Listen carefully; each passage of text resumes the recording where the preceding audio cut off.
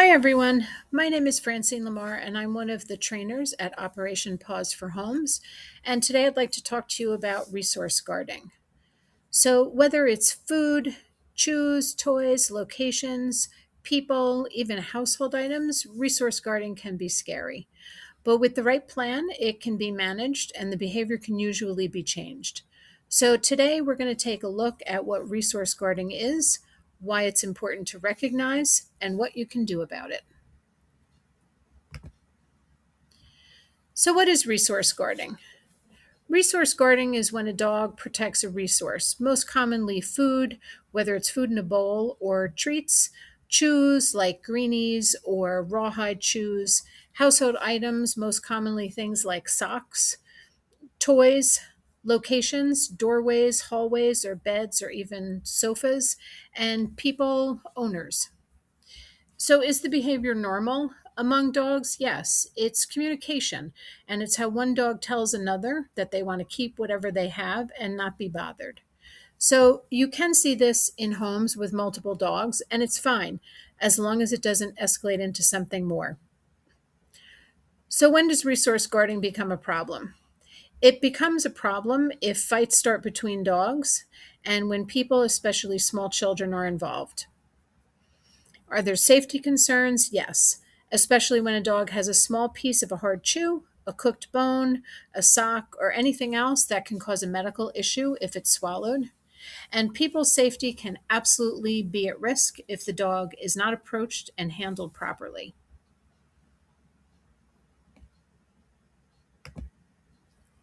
So, what does resource guarding look like? Dogs usually show us a lot of body language when guarding, long before we see the growl, snarl, or lunge. And all of these signals are a dog's way of asking for space, something that we really should listen to. So you might see a dog that is frozen or hunched over a toy or a food bowl. He might lean forward and stare directly at approaching people. And you might also see the whites of a dog's eye. That's called a whale eye, which generally is another indication that the dog is looking for space. So, why do dogs guard resources?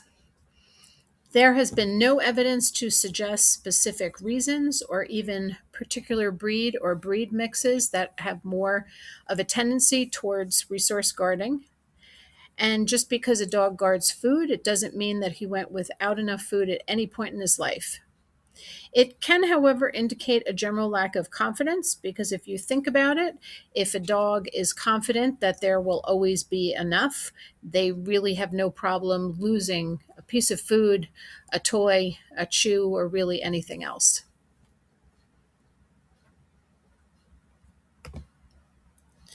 So, what do we do about it? For food guarders, you want to consider feeding your dog in a crate, behind a gate, or even in another room with a closed door.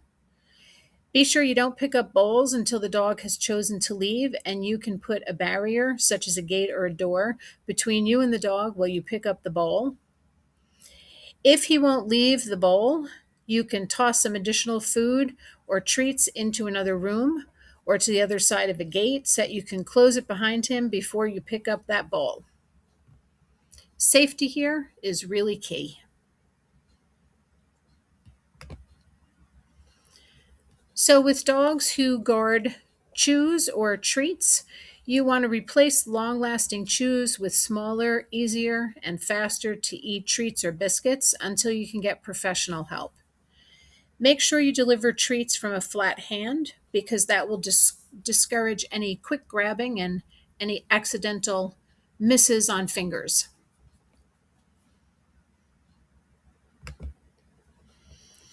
With a dog who guards household items, management is really key. You want to put socks, children's toys, and shoes away where a dog can't get them. Consider closing doors to children's rooms just to prevent any stealing. If the dog does pick up a small toy and you're concerned he may swallow it, don't chase him. You'll just start a really nice game of chase that will become a habit. Instead, try and trade that household item or sock for a high value treat that he doesn't often get, like steak, or show him a handful of favorite treats and toss them away from him. He might drop the item to go get those treats.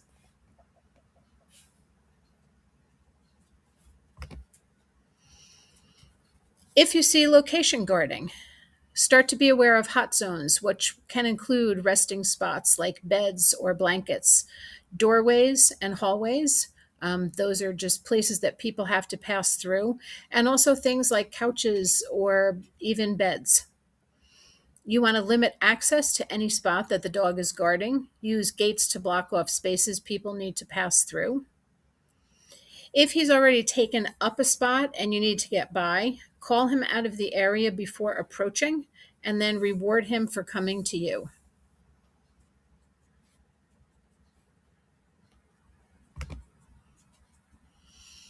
For dogs who are guarding owners, these are usually smaller dogs. They are typically sitting on someone's lap, but it can be a larger dog who is sitting next to a person and is always close to them.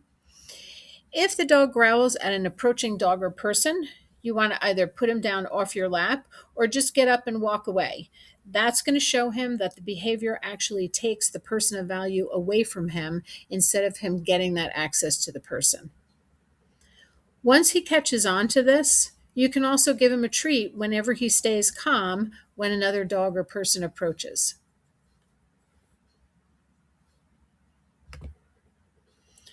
So let's talk about some things not to do in the interest of safety.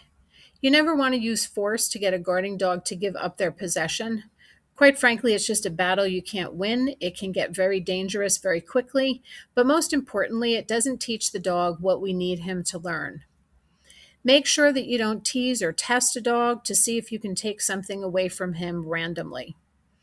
It really needs to be a solid training plan in order to get traction and move the dog forward. If you have a dog that's guarding food or chews, don't stick your hand in any dog's food bowl, even the most tolerant one, and don't try to pry a chew out of a dog's mouth. If the dog has a household item or even a toy, don't try to grab the item and try to pull it away from the dog. You'll just initiate a great game of tug. And again, don't chase the dog. It'll just become another really good game for him. If the dog is guarding locations, don't reach out to grab the dog and physically move him so you can get by. And if the issue is people or the dog's owner, don't allow an approaching person or especially a child to grab the dog, try and drag him away, reach out to pet him, or even let him sniff a hand.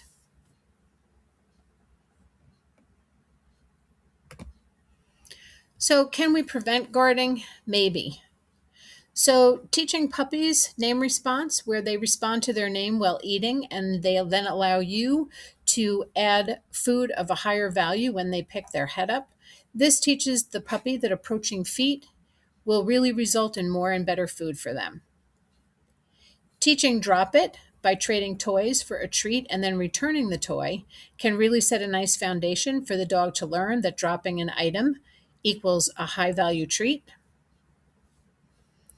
Using touch. This is a dog who will touch his nose to a person's hand. He will more easily get up and move out of a space he might guard in order to play that high value game that he's been taught. Think about timed lap time for small dogs. They really should not be settled on anyone's lap for an extended period of time. Cuddle for a little bit and then move them off.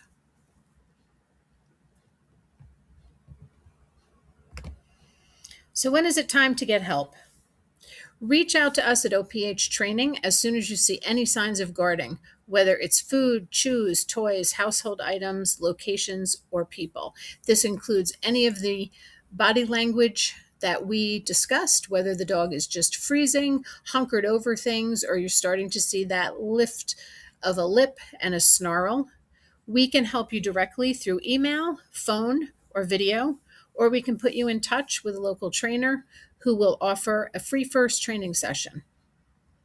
You can reach us out at the email below, training@ophrescue.org. We're always happy to help.